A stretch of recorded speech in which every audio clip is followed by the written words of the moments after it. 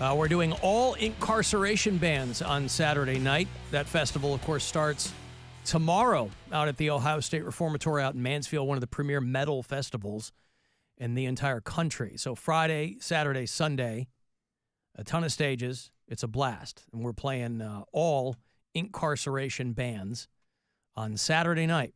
If you can't make it to the show, it'll be a little taste of what's going on out there. There's a handful of local bands on those stages, too. So we're going to play The Behest of Serpents. We're going to play music from Kill Streak, After the Burial. Got some new stuff from Il Nino, if you remember those guys. And then some standards, some of your headliners. There's Godsmack and Seven Dust and Breaking Benjamin. So Saturday night, if you join us for 2 hours to midnight, it's going to be all incarceration bands. Got some breaking news, Bill. Alan Cox Show! Exclusive news update! Did you see who died? No. Bob Newhart died. Oh, man. Oh, that's a tough one. I know. That's a tough one. Now, he was old. Bob Newhart was 94, old. Yes. But he was awesome.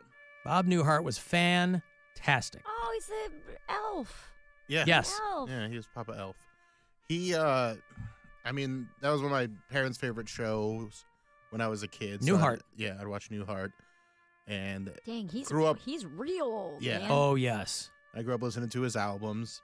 And probably about 15 years ago, I got they do a series on satellite radio called Unmasked. Okay. Where Ron Bennington interviews comedians, and there was a comedy club at the time called Comics, and it was in the meatpacking district.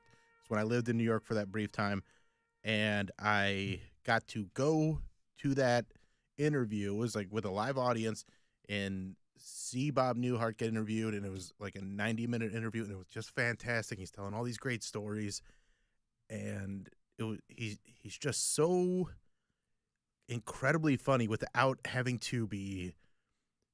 It's just so natural to him. He was the guy so great. He was the guy that started not only basically the concept of comedy albums, but he was the guy that did like the one-sided telephone bit. Yeah. I mean, Shelley Berman would do it too, but Bob Newhart was the guy that was like really known for that.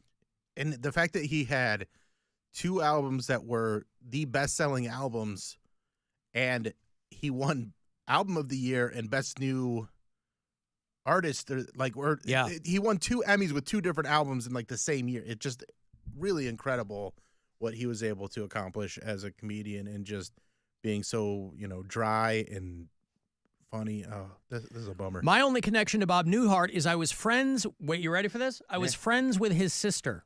Oh. Who was a nun. Whoa. Sister Joan.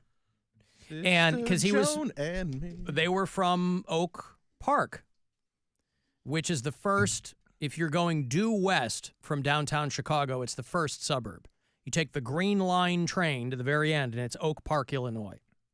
And that's where Bob Newhart is from. And his sister Joan was a sister. She was a nun. And when I was in college in the early 90s, I was dating a girl who went to a girls' Catholic college called Mundelein. I don't think it's there anymore. I think it's part of Loyola now. But Sister Joan Newhart was one of the head professors and administrators, I think, for Mundelein College. And she died 6 or 7 years ago. I think she had retired from the clergy, and she had moved to Iowa. But in the early 90s, I was spending, at this particular time, I was spending so much time at Mundelein College that I would have conversations with Sister Joan. And I knew who she was, but I never brought it up.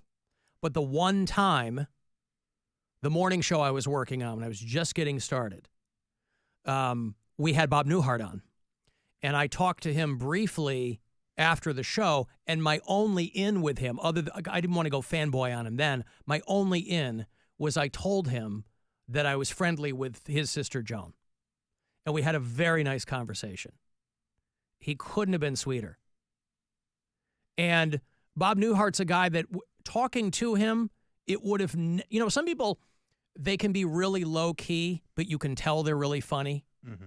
He was not like that. Like you would have a normal conversation with him, and he's funny, but he wasn't like trying to get stuff in. Wasn't over the top. No. He wasn't on. He was just funny. He looked like he could have been your neighbor, like a guy that your dad played poker with.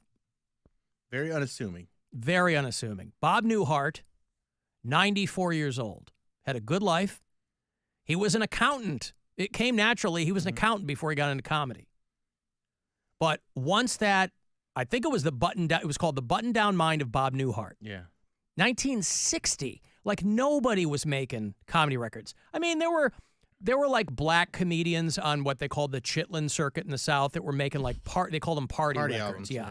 Like Mom's Mabley and those, but there were now you kind of take it for granted. In the 70s and 80s, you were putting out comedy albums, Carlin and Pryor and Robert Klein.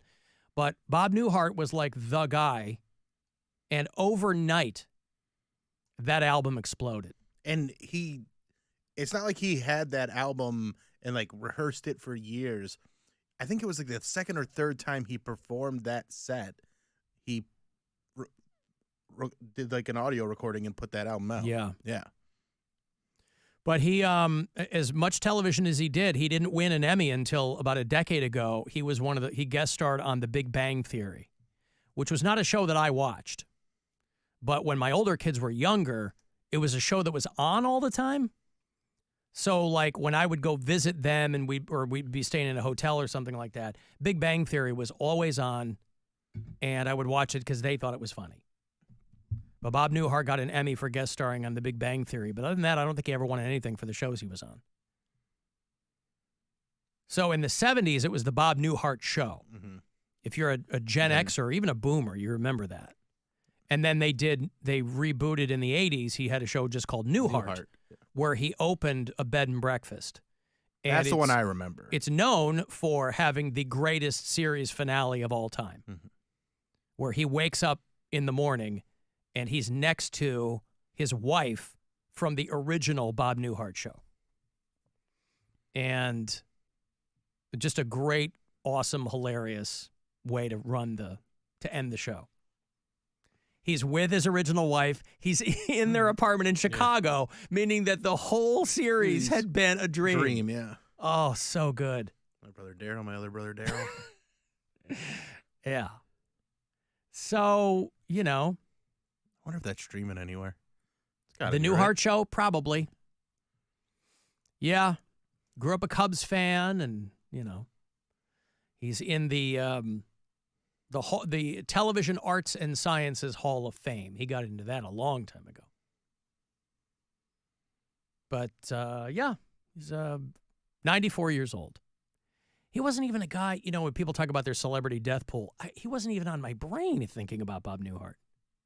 I literally don't know anything about him other than But that. the last couple of years, when you'd see a photo of him, it was good that they were always, articles about him, they always used a picture from like 20 years ago. Yeah. Because if you saw him recently, you're like, oh my God, he looks every one of his 94 years. But all those people, I mean, how the hell are you supposed to look at 94? You're still alive. Yeah. I'm watching. You don't need to look anyway, but as long as you're breathing. Almost dead. You're alive. Yeah. It is. It's Whatever. almost dead. Even if you're taking great care of yourself, by the time you hit 94, like Shatner's still alive. I started watching He's like the best looking 90-year-old you've ever seen. He's 93. Yeah. He's a year younger than Bob Newhart. How old is Clint Eastwood? He's got to Did be around Betty there. White die? Who? Yeah, Betty White? she died Yes. right before her 100th birthday, and I Pound was Cake was mad she at her. looked pretty. She didn't look like decaying. No, but she had kind of looked that same way for a long time. Bob Yeah. Newhart, because I think Bob Newhart had a series of illnesses, so it was kind of death by 1,000 cuts. But Clint Eastwood is in his 90s too, right? Yeah, and he looks like just a walking skeleton. He's 94. Yeah, there was a picture that made the rounds a couple days ago of him pumping gas, and it was like Clint Eastwood's just like us. But I'm like, Dick Van Dyke, what is he, 98, 98? 99? Yep. He looks great for a 99-year-old, Yeah. 98-year-old. If he shaved, he'd probably look even better. He's still dancing, doing stuff. Mm-hmm. He's 46 years older than his wife. It's my kind of guy. So, yeah, all these people in their 90s. I started watching the Gene Wilder documentary last night. I haven't watched that yet. I heard it's very It's so touching. good. It's Yeah. great. I just love Gene Wilder. But so much of it is Mel Brooks. because he's a guy that got him going, right? And Mel Brooks is 95 years old, so he looks like a 95-year-old guy. But Bob Newhart was like the king of deadpan deliveries. And I love that style. I love the never letting you, you never act like you're in on it. Play some of the stuff. Let me see if I have some. I mean, it should be radio safe. Yeah, right, Bob Newhart. Bob Newhart wasn't dropping F-bombs or... All right, let me see if I can find some here. Bob Newhart. A lot of these services, they don't have... Introducing Tobacco to Civilization, I thought was a good one. Okay. Milestones are never really recognized right away. It takes 50, 60 years before people realize what an achievement it is. Like, take for instance tobacco and the discovery of tobacco. It was discovered by Sir Walter Raleigh, and he sent it over to England from the colonies. And it seems to me the uses of tobacco aren't obvious right off the bat, And I imagine a phone conversation between Sir Walter Raleigh and the head of the West Indies Company in England, explaining about the shipment of tobacco that he had just sent over. I think it would go something like this. Get along. Something like who this. is it, Mary?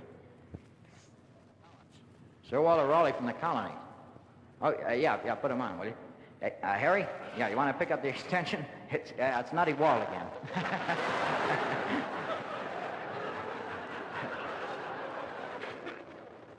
Hi, Walt, baby. How are you, guy? How's everything going? Things are fine here, Walt. Did we get the what? The boatload of turkeys. Yeah, they arrived fine, Walt. As a matter of fact, they're still here, Walt. They're wandering all over London, as a matter of fact. Boy, they pulled these right from the album, didn't they? Yeah, Holy cow. this is not a remaster. No. Missed it. Let me give you a shorter one. Edison, here, let me see if these sound any better. This is a thing on inventions No. and how it takes like Where do you get these? 30, 40 years before an Spotify. invention is really recognized as being a great invention. It's about Edison. And Edison is very excited about this new invention he's come up with. And he calls all these newspaper people together in this totally dark room. And on a table is a bulb with a filament inside and a cord running out of it. And there's a guy working on a generator over in the corner. And all the newspaper people pile in and they say, what can this possibly be? And they're all kind of buzzing with instruments. And Edison walks in and he takes the plug and he plugs it into the generator. And the little bulb begins to glow and glow and glow and glow. And finally it fills the entire room with light. God, this is hurting my ears. Find some Bob Newhart. Yeah, it's probably on it's out there. YouTube. Yeah, This is just this rendering of it is just god awful. I'm surprised it's so poor. Yeah, I don't know. But anyway, Bob I have to Newhart. go through all my albums. I have button down mine in Yeah.